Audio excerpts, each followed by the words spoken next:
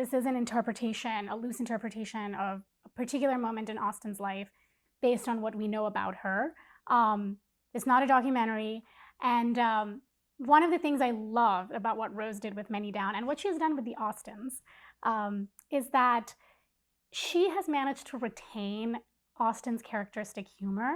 And I think there's still not enough that we talk about in terms of the woman that she was and how she presented herself to society, but who she was with her friends.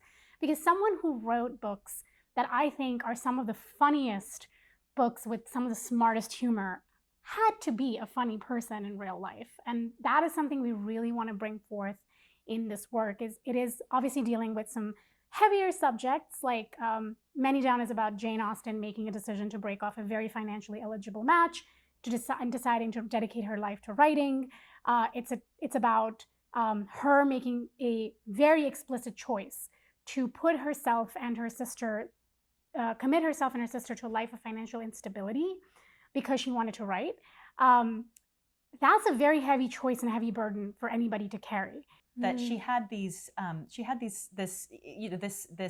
very irreverent, sometimes mean, funny side to her that we see in her letters to Cassandra, presumably was even more present in the letters that were destroyed, right?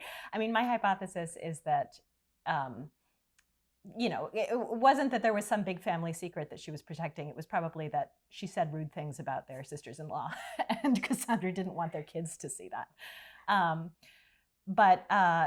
So that, she was so smart and so able to think outside the confines of her culture in a way that was really, that I think was frustrating. That she was living in this sort of provincial society and was not expected to be anything special intellectually or creatively, but she was. She had this active intelligence all the time, and yet also she was an ethical person. I think the evidence suggests, and that she was a loving person. She did love her family, particularly Cassandra, and wanted to be a good person. And I think what we see, the way I've interpreted her in my fictionalizations of her life, and I think what I see in her letters and what I see in some of her central characters is this kind of struggle to